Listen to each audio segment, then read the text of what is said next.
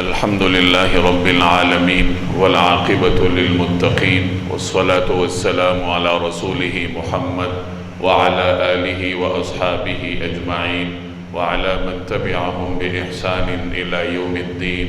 أما بعد فأعوذ بالله من الشيطان الرجيم. بسم الله الرحمن الرحيم.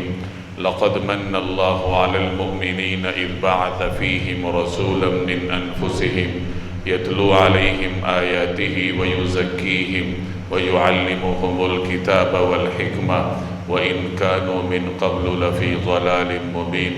صدق اللہ العظیم.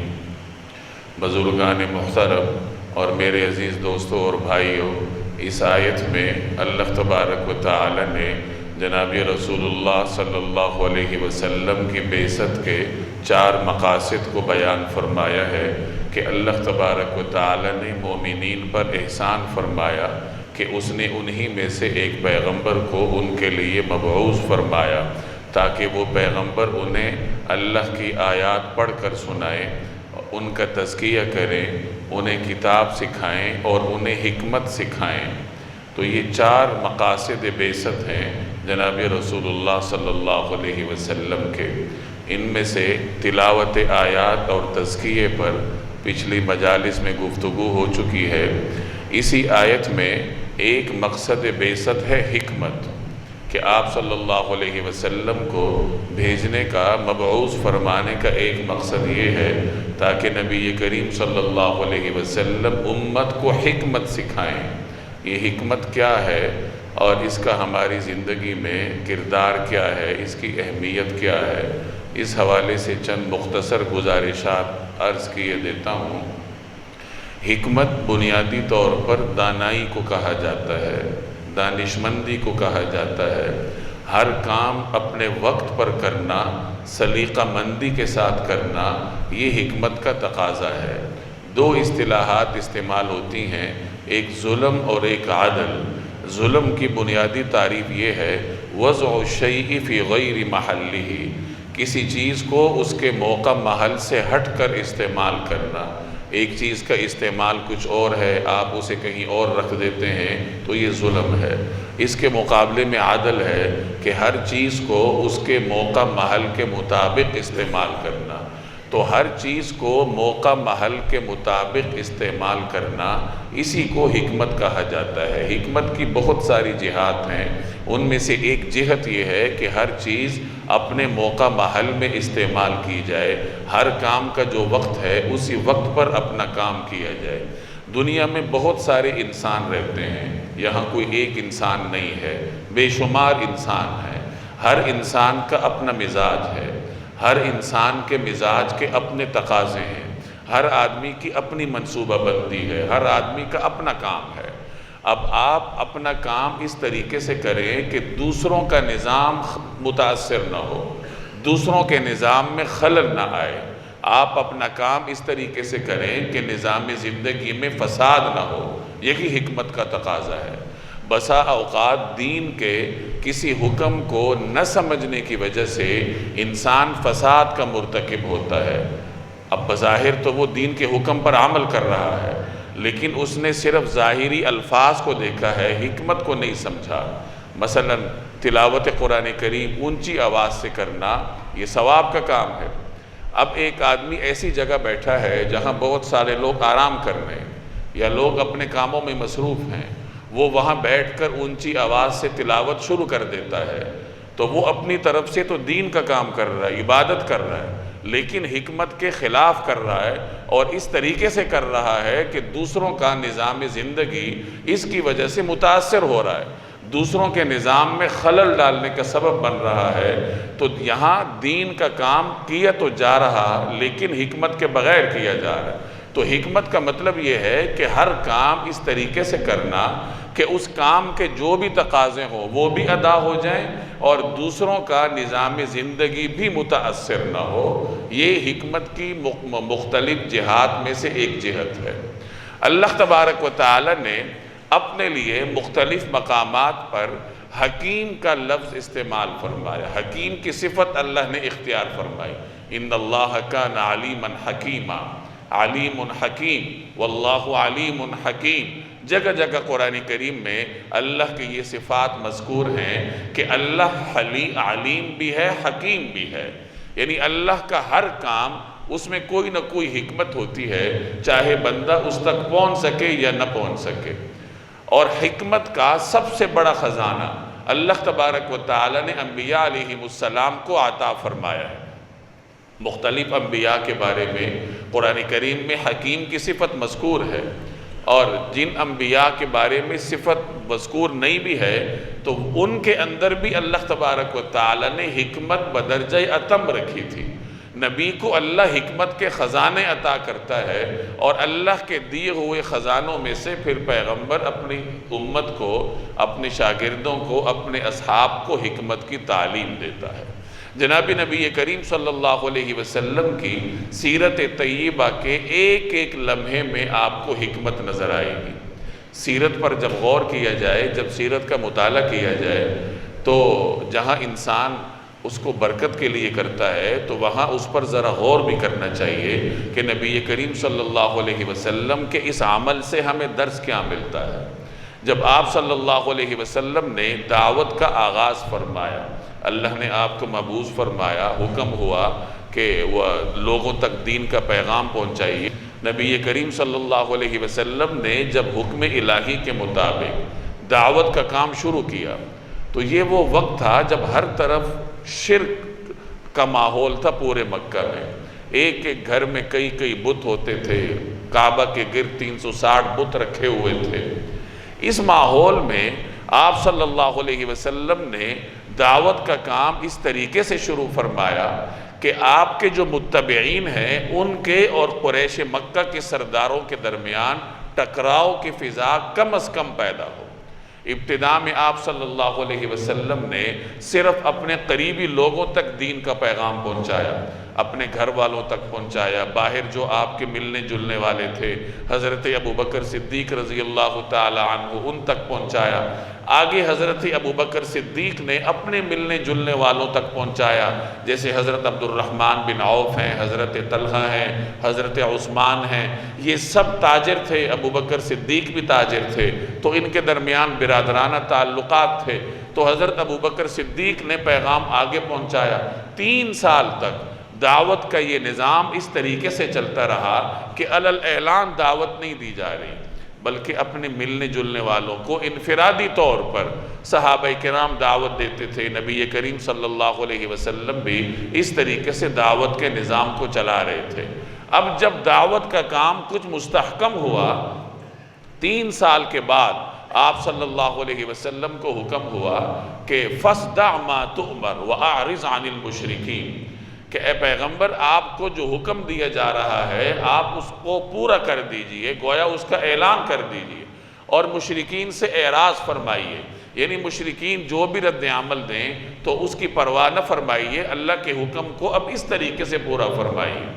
3 سال کے بعد یہ مرحلہ آیا کہ آپ صلی اللہ علیہ وسلم کوہ صفا پر تشریف لے گئے اور آپ نے پورے قریش کو جمع کیا، قریش کے تمام قبائل کو جمع کیا، اور ان کے سامنے علی الاعلان اظہار فرمایا کہ اے لوگو، اگر میں تم سے کہوں کہ اس پہاڑ کے پیچھے دشمن کی فوج آ رہی ہے تو تم کیا کہو گے؟ جب سب نے کہا کہ ہم آپ کی بات کا یقین کریں گے، کیونکہ ہم نے آپ کی 40 سال زندگی میں آپ کے اندر سوائے سچ کے کچھ دیکھا ہی نہیں ہے، یہ اقرار کروانے کے بعد پھر آپ نے فرمایا کہ قولوا لا الہ الا اللہ تفلحوا، کہہ دو کہ اللہ ایک ہے تو فلاح پا جاؤ گے۔ یہی حکمت کا تقاضا تھا کہ ابتدا میں دعوت کے نظام کو انفرادی سطح پر چلایا جائے، اور جب ایک مرحلے تک دعوت پہنچ جائے، کچھ لوگ اس دعوت کو قبول کر لیں، تو اس کے بعد لوگوں کے سامنے برسر عام مجمع میں اس دعوت کے پیغام کو پیش کیا جائے، اور اس کے بعد مرحلہ وار آپ صلی اللہ علیہ وسلم دعوت کے اس دائرے کو پھیلاتے رہے کہ پہلے گھر والوں سے شروع کیا، اپنے میل جول والوں سے شروع کیا، اس کے بعد آگے بڑھ کر پھر پورے قبیلہ قریش کے سامنے کوہ صفا پر آپ نے پیغام پیش کیا، اس کے بعد آپ قریش کے علاوہ دیگر قبائل کے پاس تشریف لے جاتے، عربوں کے ہاں میلے ہوتے تھے جن میں مختلف قبائل کے لوگ آتے تھے، حضور صلی اللہ علیہ وسلم وہاں تشریف لے جاتے۔ حج کا موقع مختلف قبیلوں کے اجتماع کا موقع تھا، آپ وہاں تشریف لے جاتے۔ طائف تشریف لے گئے، یعنی اب قریش سے باہر دیگر قبائل تک بھی پیغام پہنچایا، بعد میں اللہ نے مدینہ تک پیغام پہنچایا۔ اب اس کے بعد جب عربوں تک پیغام پہنچ گیا تو پھر آپ صلی اللہ علیہ وسلم نے دنیا میں پیغام پہنچانے کے لیے مختلف حکمرانوں کو خطوط لکھے۔ تو یہ دعوت کا وہ دائرہ تھا کہ اپنے گھر والوں سے شروع کر کے مرحلہ وار اس کو وسیع کرتے رہے، اور پھر اس کو عالمگیر سطح پر جناب رسول اللہ صلی اللہ علیہ وسلم نے پہنچایا۔ اس کا مطلب یہ ہوا کہ حکمت کا ایک تقاضا یہ ہوتا ہے کہ اپنے کام کو مرحلہ وار کیا جائے، ماحول دیکھتے ہوئے، ماحول کے تقاضوں کو دیکھتے ہوئے، لوگوں کے مزاج کو دیکھتے ہوئے آپ کا جو مشن ہے، جو بھی کام ہے، تو اسے مرحلہ وار آگے بڑھایا جائے۔ یہی حکمت کا تقاضا ہے، اور یہی جناب رسول اللہ صلی اللہ علیہ وسلم کی سیرت سے ہمیں معلوم ہوتا ہے۔ جب آپ نے دعوت کا کام شروع فرمایا تو مکہ مکرمہ میں ہر طرف مشرکین تھے، ہر طرف ان کے بت تھے۔ خود کعبہ کے گرد، کعبہ جو توحید کا مرکز ہے، اس کے گرد اہل مکہ کے 360 بت رکھے ہوئے تھے۔ کعبے کے اندر تصویریں بنائی ہوئی تھیں۔ مکہ سے باہر مختلف قبائل کے بڑے بڑے بت تھے، باقاعدہ بت خانے ہوتے تھے۔ مکہ سے تھوڑا سا باہر نخلہ کا علاقہ تھا، وہاں قریش مکہ کا ایک بہت بڑا بت تھا عزا، اس کا یہ بت کدہ تھا۔ قریش وہاں جاتے تھے، اس کی عبادت کرتے تھے، نذرانے پیش کرتے تھے۔ اہل مدینہ جو اس زمانے میں اہل یثرب کہلاتے تھے، اوس اور خزرج یہاں کے قبائل تھے، ان کے بت کا نام منات تھا، اس کا اپنا بت کدہ تھا بہت بڑا۔ طائف والوں کا اپنا بت تھا، لات اس کا نام تھا۔ قبیلہ بنو حذیل ایک بڑا قبیلہ تھا، ان کا اپنا بت تھا، سواع نام تھا۔ اور بھی گرد و پیش میں معروف بت کدے تھے۔ یعنی یہ ان کے ہاں شرک کا ماحول تھا کہ کچھ بت تو وہ تھے جو ان کے گھروں میں ہوتے تھے، کچھ بت وہ تھے جو انہوں نے بیت اللہ کے ارد گرد رکھے تھے، کچھ بڑے بت یا بڑی مورتیاں، بڑی دیویاں ان کی وہ تھیں جو انہوں نے باہر نصب کی تھی، باقاعدہ بت خانے بنا رکھے تھے۔ سفر پر جاتے تھے، اپنے ساتھ کوئی بت لے جاتے تھے، اگر کوئی بت نہ ملتا تو پھر راستے میں ہی کسی پتھروں سے، مٹی سے کوئی ڈھیری بنا کے اس کی پوجا شروع کر دیتے تھے۔ یہ بت پرستی کا ماحول تھا۔ ابتدا میں صحابہ کرام کو تعلیم یہ دی گئی کہ ان بتوں کو برداشت کرو، ارد گرد تمہارے ماحول میں بت ہیں، کسی بت کو توڑنے کی بجائے حکمت اور بصیرت کے ساتھ یہاں اپنی اس عبوری زندگی کا جو مرحلہ ہے اس کو گزارنے کی کوشش کرو۔ چنانچہ صحابہ طواف کرتے تھے بیت اللہ کا، خود جناب رسول اللہ صلی اللہ علیہ وسلم طواف فرماتے تھے۔ بیت اللہ کے ارد گرد وہی 360 بت تھے، لیکن آپ صلی اللہ علیہ وسلم نے اپنے صحابہ میں سے کسی کو بت گرانے کی یا توڑنے کی اجازت نہیں دی آپ نے۔ یہ اس وقت کا تقاضا تھا۔ لیکن جب بعد میں مکہ فتح ہوا، اسلام کو اللہ تبارک و تعالی نے معاشرتی طاقت عطا فرمائی، اب اس وقت پھر آپ صلی اللہ علیہ وسلم نے اپنی حکمت کو تبدیل فرمایا۔ بیت اللہ کے ارد گرد تمام بت آپ نے گرائے، اپنے دست اقدس سے آپ نے گرائے۔ جب مکہ فتح ہوا، آپ صلی اللہ علیہ وسلم بیت اللہ تشریف لائے، آپ سواری پر سوار تھے، نبی کریم صلی اللہ علیہ وسلم نے بیت اللہ کا طواف فرمایا، آپ کے دست اقدس میں چھڑی تھی، اس چھڑی کے ذریعے آپ ایک ایک بت کی طرف اشارہ فرماتے تھے، اور آپ کی زبان اتھر پر یہ آیت تھی، جاء الحق وزہق الباطل، حق آیا باطل گیا، باطل کے لیے اب راہ فرار کے سوا کوئی راستہ نہیں ہے۔ چنانچہ اس چھڑی کے اشارے سے ایک ایک بت زمین بوس ہوتا رہا، ایک ایک بت گرتا رہا، تمام بت آپ نے گرائے۔ اب جب آپ کعبے کے اندر، بیت اللہ کے اندر تشریف لے جانے لگے تو تشریف لے جانے سے پہلے آپ نے حکم دیا بیت اللہ کی اندرونی دیواروں کو زمزم کے پانی کے ساتھ دھویا گیا، وہاں جو تصاویر تھی وہ اور شرک کے نشانات تھے وہ سب آپ نے مٹائے۔ پھر جو مکہ کے باہر بت تھے، ایک ایک بت کو گرانے کے لیے نبی کریم صلی اللہ علیہ وسلم نے صحابہ کو بھیجا۔ حضرت خالد ابن ولید کو نخلہ کی طرف بھیجا، انہوں نے اہل مکہ کا جو بت تھا عزا، اس کو گرایا۔ دوسرے صحابی کو بھیجا، اس نے جا کر اہل طائف کا لات نامی بت گرایا۔ ایک صحابی کو بھیجا، اس نے جو بنو حذیل کا بت تھا اس کو گرایا۔ مختلف صحابہ کو آپ نے باقاعدہ دستے دے کر بھیجا اور گرد و پیش کے تمام بتوں کو آپ نے گرایا۔ اس وقت کی آپ کی حکمت یہ تھی کہ اب گرد و پیش میں مکہ مکرمہ میں ایک بت بھی آپ کو گوارا نہیں تھا۔ تو یہ وقت کا فرق تھا کہ ایک وہ وقت تھا کہ آپ نے صحابہ کو یہ تمام بت گوارا کرنے کی تعلیم دی، کیونکہ اس وقت صحابہ کے پاس طاقت نہیں تھی، اور پھر بعد میں جب وقت تبدیل ہوا تو آپ صلی اللہ علیہ وسلم نے ایک ایک بت کو گرانے کا حکم دیا۔ ابتدا میں مکہ میں فحاشی کا ماحول ہوتا تھا، ایسی خواتین ہوتی تھیں جو لوگوں کو فحاشی کی طرف دعوت دیتی تھی۔ انہوں نے باقاعدہ اپنے گھروں پر سرخ رنگ کے جھنڈے نصب کیے ہوئے تھے۔ جس کے گھر پہ سرخ جھنڈا نصب ہوتا، اس کا مطلب یہ تھا کہ یہ خاتون لوگوں کو فحاشی کی دعوت دیتی۔ وہ لوگ وہاں جاتے تھے، اپنی ہوس بجھاتے تھے، لیکن صحابہ کرام اس ماحول میں رہتے تھے، انہوں نے کسی جھنڈے کو نہیں گرایا، کبھی کسی فحاشی کے خلاف جدوجہد کرنے کی کوشش نہیں کی۔ تعلیم یہی تھی۔ لیکن بعد میں جب اللہ تبارک و تعالیٰ نے وقت تبدیل کیا تو اب معاشرے میں فحاشی کے نام کو بھی باقی رکھنا یہ گوارا نہیں کیا گیا۔ بدنظری پر پابندی عائد کر دی گئی، کیونکہ بدنظری انسان کو زنا کی طرف لے کر جاتی۔ تو یہ وقت کی باتیں تھیں، جس وقت میں جو تقاضا ہوتا تھا نبی کریم صلی اللہ علیہ وسلم صحابہ کرام کو اسی پر عمل کرنے کی تعلیم دیتے تھے۔ ابتدا میں صحابہ کرام پر ظلم و ستم ہوتا تھا، آپ صلی اللہ علیہ وسلم انہیں صبر کی تلقین فرماتے تھے۔ ایک مرتبہ آپ گزر رہے تھے اور ابو جہل، حضرت یاسر، ان کی اہلیہ حضرت سمیہ، ان کے صاحبزادے حضرت عمار، ان کو اس مختصر پردیسی خاندان کو بدترین اذیتیں دے رہا تھا۔ نبی کریم صلی اللہ علیہ وسلم جب وہاں سے گزرے تو آپ صلی اللہ علیہ وسلم نے اس مختصر مظلوم خاندان کو مخاطب کر کے فرمایا، اے آل یاسر صبر کرو، ان اذیتوں پر صبر کرو گے تو اس کا بدلہ اللہ تمہیں جنت کی صورت میں دے گا۔ اسی طرح دیگر مظلومین پر ظلم ہوتا تھا۔ اب صحابہ میں ایسے جری لوگ موجود تھے جو رد عمل دے سکتے تھے۔ سیدنا علی تھے، حضرت سعد بن ابی وقاص تھے، حضرت طلحہ تھے، حضرت زبیر بن عوام تھے۔ یہ طاقتور اور میدان جنگ کے لوگ تھے، لیکن نبی کریم صلی اللہ علیہ وسلم نے ان میں سے کسی صحابی کو قریش مکہ کے ظلم کے خلاف مسلح رد عمل دینے کی اجازت نہیں دی۔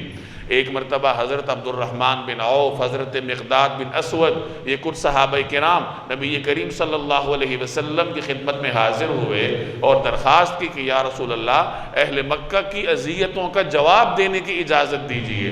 تو آپ نے فرمایا کہ نہیں، ابھی مجھے اجازت نہیں ملی۔ مسلمانوں کو مکی زندگی میں جہاد کی اجازت نہیں تھی۔ اس وقت کی حکمت یہی تھی کہ جو بھی قریش کا ظلم ہے اس کو برداشت کرو۔ بعد میں جب مدینہ طیبہ ہجرت ہو گئی، صحابہ وہاں چلے گئے، پھر اللہ تبارک و تعالیٰ نے اجازت دی کہ ہاں اب تمہیں اللہ تبارک و تعالیٰ اجازت دیتا ہے کہ اگر تم پہ ظلم ہوتا ہے تو تم اس کا جواب دو۔ تو حضور علیہ السلام کی سیرت طیبہ کے ایک ایک واقعے سے آپ کو مختلف حکمتیں معلوم ہوں گی کہ کس وقت میں اس وقت کا تقاضا کیا ہے، کام کیسے کرنا چاہیے۔ ایک موقع پر آپ صلی اللہ علیہ وسلم نے حضرت عائشہ سے فرمایا کہ اگر تمہاری یہ قوم نئی مسلمان نہ ہوئی ہوتی، شرک کو چھوڑے ہوئے زیادہ دیر نہ ہوئی ہوتی، تو میں اس بیت اللہ کی عمارت کو گرا دیتا اور اسے دوبارہ جو حضرت ابراہیم کی عمارت تھی اس پر قائم کر دیتا۔ بیت اللہ کے تعمیری واقعے سے آپ واقف ہیں، میں بارہا عرض کر چکا ہوں کہ جب قریش نے بیت اللہ کو تعمیر کیا تو ان کے پاس رقم کم پڑ گئی۔ انہوں نے طے یہ کیا تھا کہ اللہ کا گھر بنا رہے ہیں تو ہم نے اس کو حلال رقم سے تعمیر کرنا۔ ایک اللہ کے وہ بھی قائل تھے، قریش مکہ ایک خالق کے قائل تھے، آگے وہ عبادت میں دعا میں شرک کرتے تھے۔ انہیں معلوم تھا کہ یہ اللہ کا گھر ہے، اس کو حلال کمائی سے بنانا ہے، تو حلال کمائی کم پڑ گئی، سامان کم پڑ گیا، تو جو حضرت ابراہیم علیہ السلام کی تعمیر تھی اس پوری تعمیر کا احاطہ وہ نہیں کر پائے۔ تو جتنا ان کے پاس سامان تھا، جتنی تعمیر کو وہ کافی تھا، اتنی تعمیر انہوں نے کر لی۔ یہ جو حطیم کا حصہ ہے یہ قریش کی تعمیر کے بعد بیت اللہ سے باہر رہ گئے، یہ بیت اللہ کا اندرونی حصہ ہے۔ حضرت ابراہیم علیہ السلام کی تعمیر میں یہ بھی شامل تھا۔ تو قریش اپنے اس عذر کی وجہ سے حضرت ابراہیم علیہ السلام کی تعمیر کے مطابق پورے بیت اللہ کے احاطے کو کور نہ کر سکے۔ بعد میں جب مکہ فتح ہوا اور سارے لوگ مسلمان ہو گئے، مکہ اللہ نے مسلمانوں کے قبضے میں دیا، تو نبی کریم صلی اللہ علیہ وسلم کی دلی خواہش تھی کہ بیت اللہ کی دوبارہ تعمیر ہو جائے اور اس کی بنیادیں اسی طرح قائم ہو جائیں جیسے سیدنا ابراہیم علیہ السلام نے قائم کی تھی۔ اس کے اندر 2 دروازے ہو جائیں، ایک شرقی جانب، ایک غربی جانب۔ تو جناب رسول اللہ صلی اللہ علیہ وسلم یہ چاہتے تھے کہ بیت اللہ کی تعمیر دوبارہ بنائے ابراہیمی کے مطابق ہو جائے، لیکن دوسری طرف اس وقت کا تقاضا یہ تھا کہ بیت اللہ کو نہ گرایا جائے، کیونکہ اہل مکہ بیت اللہ کے ساتھ ایک قدیم وابستگی رکھتے تھے اور وہ جب سے پیدا ہوئے تھے بیت اللہ کو اسی حالت میں دیکھ رہے تھے۔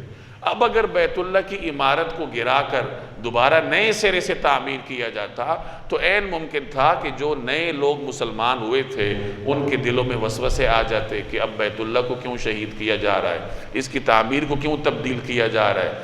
تو اس حکمت کی وجہ سے جناب رسول اللہ صلی اللہ علیہ وسلم نے اپنی خواہش پر عمل درآمد نہیں فرمایا کہ کہیں لوگوں کے دلوں میں اس حوالے سے سوالات نہ پیدا ہو جائیں۔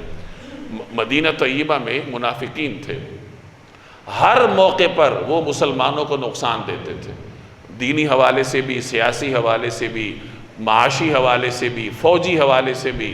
غزوہ احد سے آپ واقف ہیں کہ عین وقت پر منافقین اپنی 300 افراد کی جماعت لے کے الگ ہو گئے۔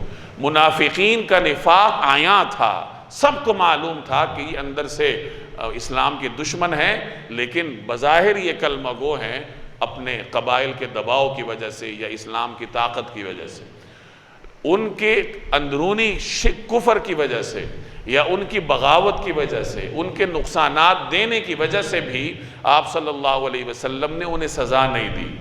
اور وجہ اس کی احادیث میں موجود ہے کہ آپ نے فرمایا کہ اگر ان کو سزا دی جائے تو یہ باہر کے لوگ سمجھیں گے کہ مسلمان تو اپنے ہی لوگوں کو سزا دیتے ہیں، ان کو تو نہیں معلوم کہ یہ اندرونی طور پر کافر ہیں، وہ تو ان کو کلمہ گو سمجھتے ہیں۔